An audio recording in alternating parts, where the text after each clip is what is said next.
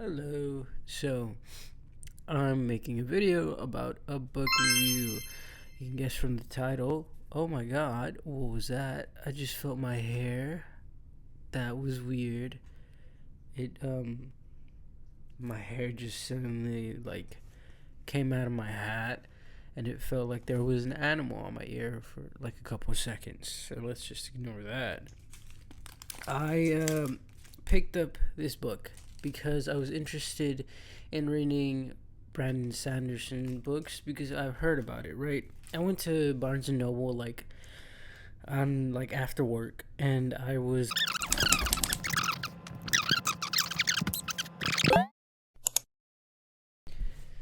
so let's start off with a basic synopsis of the story. So we start off with a kingdom whose currently run down. It's not going through the best of times. It's having some political turmoil, right? And then there's another kingdom who is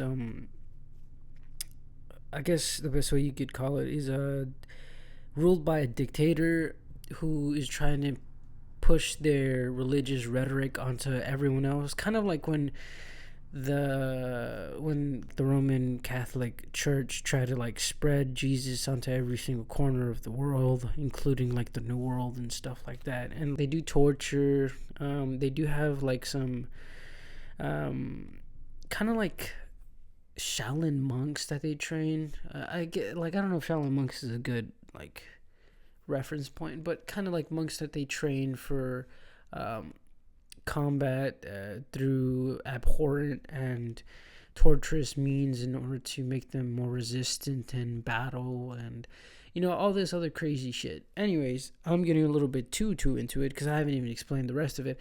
Anyways, these are the main bad guys, this entire country trying to control the world, make a uniform empire. And not everyone in the country's inhabitants is bad. Most people end up just submitting to the bad empire, which is called Fjordal or something like that. Maybe for the sake of simplicity, we'll call it Empire B. And Empire B is trying to spread its religion to everyone else, and it's trying to take over two other empires.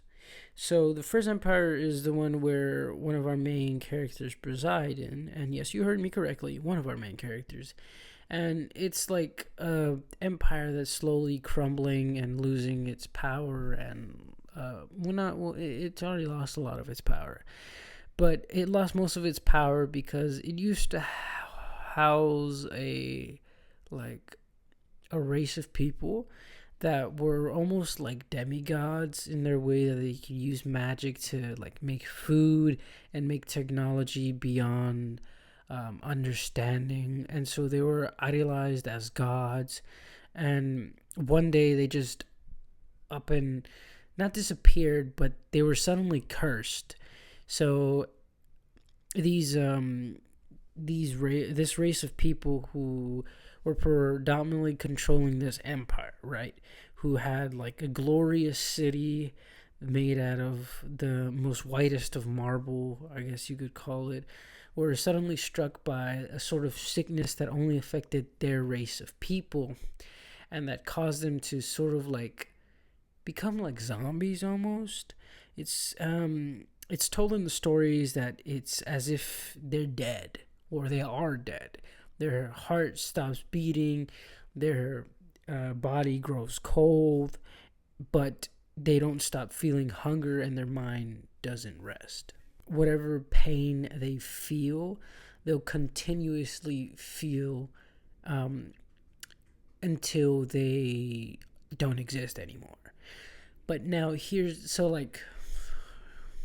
so for reference, it would be if I scrape my hand, right, my scrape wouldn't heal, and that initial acuteness of pain that you feel when you scrape something, or when you hit something, you feel that really vibrant pain that wouldn't fade ever. it would just be consistent all the time until you stop existing.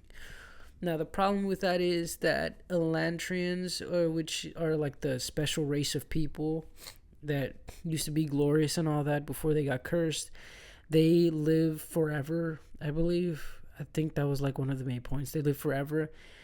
And also, people just like randomly get selected in this empire to become an Elantrian. Like, it's not like a ritual process or anything. It's just like one day you like fall asleep and then you wake up and you're pale and then you have like golden hair and you're silver and shit, and then you can make magic. That's not really explained. It just sort of happens. Now, before like the curse and everything, it was sort of hype as shit because like, you know, you could just be like doing your stuff, right? And then you fall asleep one day and you wake up and suddenly like you're like a demigod and you're like, oh shit, this shit is hype as fuck.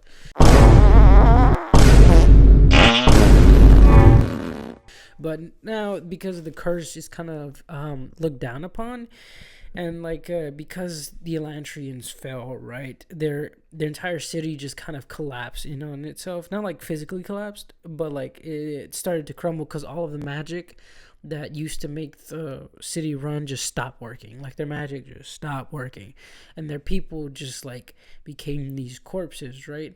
And so now, anytime anyone is taken by the Shroud, which is basically the name for the curse and all, they just like get booted into the city, and then they close the gates, and then they just pretend to not know about them. They don't think about them anymore. They're like, yeah, this isn't our problem anymore, you know? Like, they're ugly, they're fugly, they can't do shit, and they remind us of the bad things that happened after they fell. So they just shove them off to city and say like, yeah, good luck. Couldn't be me. And the reason they do that too, that they also don't like talk about them or like do anything about them, is because they're like, after Elantris fell, which is like the city that was the predominant like focal point of the empire, fell, the whole country or empire went into like civil unrest because like they relied on them for everything, right? And as soon as the Elantrians fell, like there was a revolution between the servants and the Elantrians, because I believe the servants didn't like how they were treated by the Elantrians, and there was like a bloody massacre and shit. And then people like after that, the merchants took over the empire, and so like the empire's political system became dictated by how much money you could make, which you can imagine is not a good way to make an empire, because of how, you know, how like government positions can just like swing and drop and like change on a dime depending on like the fucking stock market, which just seems like bullshit to me. Because like your king can be on the throne and then his like stocks does shit, and now suddenly your king is Elon Musk. So like that fucking sucks. But yeah, so they just don't like to think about that. You know, they just don't like to think about it. So they just shove them off to Elantris, and they're like, yeah, just, you know, fuck off. And then there's also the Third Kingdom, which is our other main player. And they're from like a distant like island country, you know, they're not part of the mainland, and they're trying to fight back against Empire B, right? Also, the Empire with Elantrins and the people, will call it Empire E, and the other and the Empire, which is like an island and away from them, is going to be called Empire D, because I don't know. Anyways, so yeah, their Empire D is like, we don't fuck with Empire B, because Empire B is trying to spread its religion through Crook or Nook. Crook or Nook. I don't even know if that's how the saying goes. Anyways, they're trying to spread their religion one way or another, and it's mostly done through inhumane means. actually something recently happened in the story when we first begin, which is like an empire, not an empire, but like I guess like a country fell because of the inner workings of a single man, high ranking official from Empire B who snuck in and spread like their religion and caused the downfall and rebellion and bloodshed of 1,000 people. Like it was the Dullahan Republic, I believe, and they just like got colonized by them, and so like Empire D is like, yeah, we don't fuck with them at all, and so they want to make like they want to join forces with Empire E so that they can have like a fighting chance against Empire B, because Empire B is practically taking over the world, right? And so like Empire D sends over their princess, or their like to have diplomatic ties between the kingdoms. So the kings so Empire D has a king, he has a daughter, and he sends his single daughter to Empire E, who has who used to be like dominated by Elantris, and like Empire E has a king who is a really powerful and really rich merchant, because that's how the political system works there, right? And so their son, the king's son, right, was supposed to get married to the princess in order to have a treaty or an alliance between the two nations in order to fight off the Empire B. Empire B. They're gonna marry. They were gonna have an alliance, Empire D and E, to fight off Empire B. Anyways, I'm sorry if this is getting a bit confusing. Y'all, I'm not gonna lie, this might be like an hour-long video, if I'm being for real. Anyways, so what ends up happening is that, guess who gets taken by the Shroud, or like the big no-no Elantrian curse thing? That's right, it's the prince, the person who is gonna get married to the princess to make an alliance. Now, that's a bit problematic because that means like there's no alliance, right? Well, actually, that's a lie. Apparently, when they signed like their marriage contract, if like one of the parties died before they could get married, the marriage contract wouldn't be void.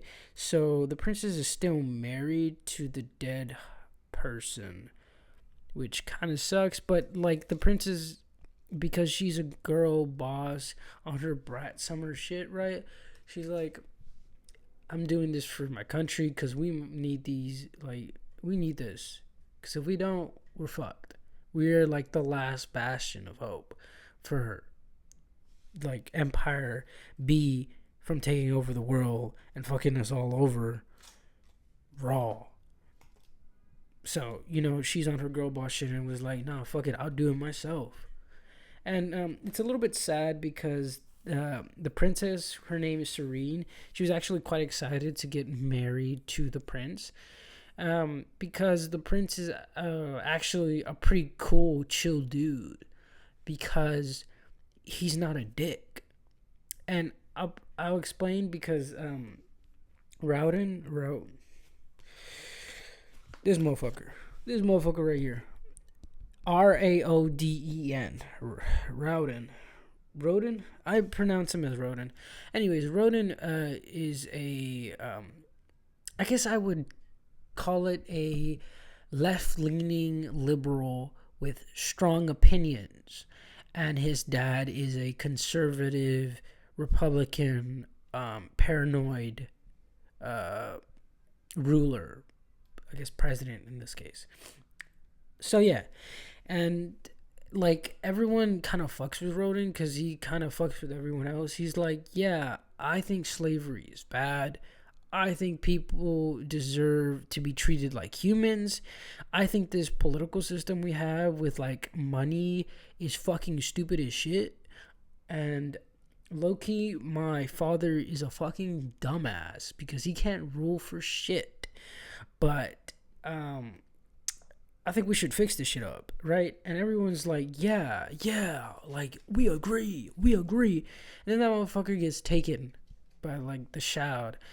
And then they cover it up by saying he died, so no one actually knows he's taken by the Shroud, because it's actually more embarrassing to be taken by the Shroud than for him to have died. So they try to cover it up, shove them into the city, because the city is bordered off by a wall it had beforehand, but now they kind of just use it to keep him in, right? And so they shove him off, right? And like everyone just thinks he's dead, the princess including Serene, and everyone's like distraught because like he was building up a like sort of political group to not overthrow his dad, but sort of like to I guess like to force him under their command to make better changes, right? And maybe overthrow them. But he had like a political group that he built up that was growing more and more to like sort of, push the emperor into being like, bro, stop this shit. This is not helping. But he got taken.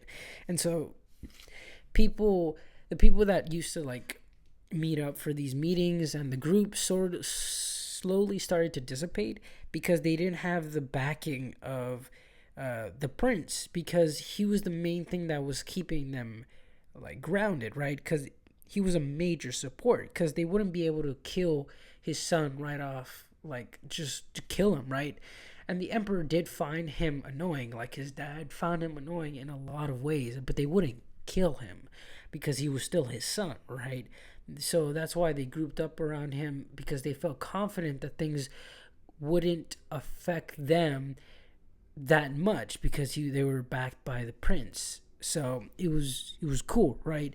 After the prince got killed or like died suddenly, right? They like were like, yeah, actually I don't really fuck what he was saying that much, to be honest. And you know what? I don't really blame them, because like their nobility only stems from their wealth, and that shit is fickle as fuck. So there's only like a couple day ones that actually stay, and those are like the real ones. And Serene is gonna have to try to infiltrate that group in order to scrounge up the little that has been left over and try to make something out of it, right? I think one of like the first notes I have in the book is was a little bit after I think Serene's arrival, right? So there is one person sent out from Empire B, which is the bad empire, right? They send out a man named Hrathen.